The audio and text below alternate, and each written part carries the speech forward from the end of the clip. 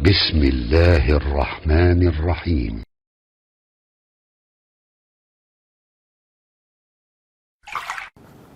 Coba lihat hadis Nabi berikut, kita baca sama-sama. Dari Ubay bin Ka'ab, halaman 88. Dari Ubay bin Ka'ab, dia berkata, aku sedang bersama Nabi sallallahu alaihi wasallam. Tiba-tiba seorang Arab dusun datang dan berkata, wahai Nabi Allah, sesungguhnya aku mempunyai saudara yang sedang sakit.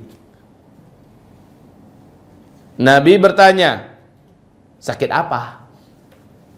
Apa penyakitnya? Orang itu berkata, dia gila ya Rasulullah. Ini gila itu penyakit ya. Dia gila ya Rasulullah sallallahu alaihi wasallam.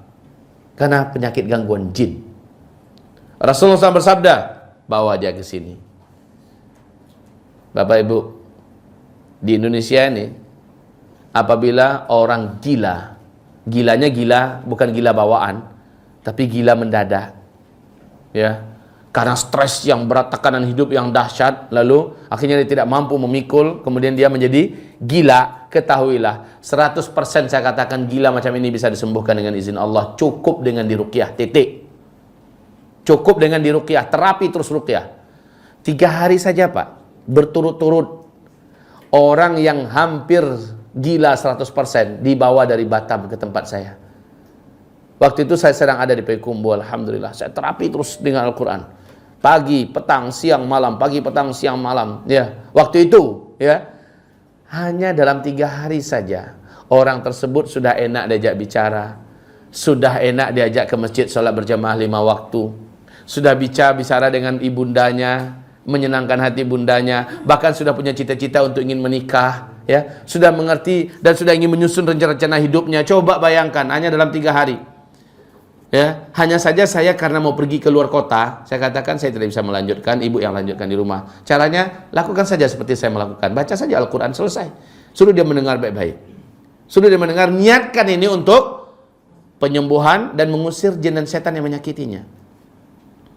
Taib, hamba-hamba Allah yang kami muliakan, ini kalau seandainya diteruskan rumah sakit gila itu, insya Allah cukup dengan Al-Quran dibawa ke sana, diterapi mereka dengan Al-Quran, dengan telaten, dengan sabar, mereka akan pada sembuh tuh dengan izin Allah Subhanahu wa taala.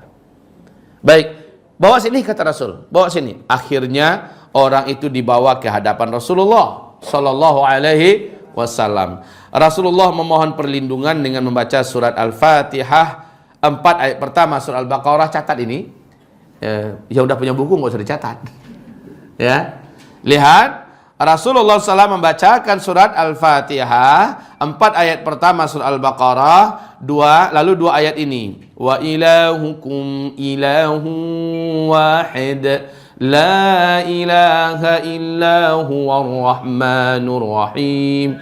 Inna fi khalqis samawati wal ard. Masih surah Al-Baqarah itu, ya. Yaitu ayat 163, ayat 164. Kemudian Rasul baca ayat kursi. Dan Rasulullah membaca 3 ayat penutup surah Al-Baqarah. Lah itu, kalau kita menterapi orang gila. Orang depresi bisa nggak Ustaz? Bisa. Orang stres bisa, orang stres berat bisa nggak Ustaz? Bisa. Kelas yang paling beratnya gila aja bisa, apalagi hanya sekedar depresi.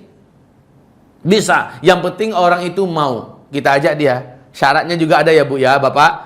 Kamu mau nggak tenang? Mau. Mau nggak kamu hilang beban yang membebani hati dan perasaan kamu sekarang? Mau. Sini, dengarkan Al-Quran baik-baik ya. Dengarkan baik-baik. Suruh dia dengar aja Pak. Kerjanya dengarkan aja. Dan dia tidak boleh mengikuti dan mengiringi bacaan kita, baik dengan hatinya atau dengan lisannya. Dia cukup mendengarkan saja. Dengarkan sama. Niatkan bacaan itu seluruhnya mengalir untuk tubuhnya. Niatkan seluruhnya untuk dirinya, dan dia menyerah di hadapan Allah. Dia ingin diterapi oleh ayat-ayat Allah Subhanahu wa taala ini. Maka dia akan mendapatkan nikmat itu. Setelah itu tanyakan, gimana perasaan sekarang? Plong. Perasaan sekarang gimana? Enak, nyaman, tenang. Tapi orang yang udah positif diganggu, dia mulai bergetar tuh. Mulai bergetar, ya. Lama kelamaan kita katakan kepadanya, wahai bangsa gaib, yang ada di tubuh saudara saya, jangan kamu ganggu dia. Saya perintahkan kamu keluar baik-baik. Ayat ini saya niatkan untuk mengeluarkan kamu. Sekarang kamu keluar baik-baik. Teruskan bacakan. Insya Allah dia tidak akan kesurupan. Kenapa? Perintah kita tadi itu pasti akan ditaati oleh jin. Selama kita taat pada Allah Subhanahu wa ta'ala. Jadi memang ada harapan kita, Pak, orang yang meruqyah adalah orang-orang yang taat pada Allah Subhanahu wa ta'ala. Maka Allah akan jadikan bangsa jin, bangsa setan taat kepada kita. Kalau kita suruh dia akan keluar. Tapi kalau kita ahli maksiat kepada Allah, lalu kita ruqyah orang, dia tetap tersakiti oleh Al-Quran yang kita baca ini, tapi dia melawan kepada kita. Lalu lama-lama dia akan menjadikan jiwa orang ini dikuasai dan orang ini kesurupan. Ya, begitu jadinya, ngelawan. Karena apa? Ada maksiat kita kepada Allah yang menyebabkan setan ini tidak taat kepada kita. Faham? Kenapa orang-orang bisa ini? Ustaz, berarti orang-orang yang kesurupan itu dia yang meruqyahnya ini maksiat pada Allah? Enggak selalu sih, enggak selalu. Karena ada juga orang yang saleh, yang taat tetapi tidak dipatuhi oleh jin dan setan, itu juga ada. Seperti Ibnu Taimiyah rahimahullah, bagaimana orang yang kesurupan ini diruqyahnya sejadinya bahkan pakai gebukan dengan tangkai sapu, iya kan? Plak plak plak plak plak plak plak plak plak plak, pada akhirnya setannya baru ngacir.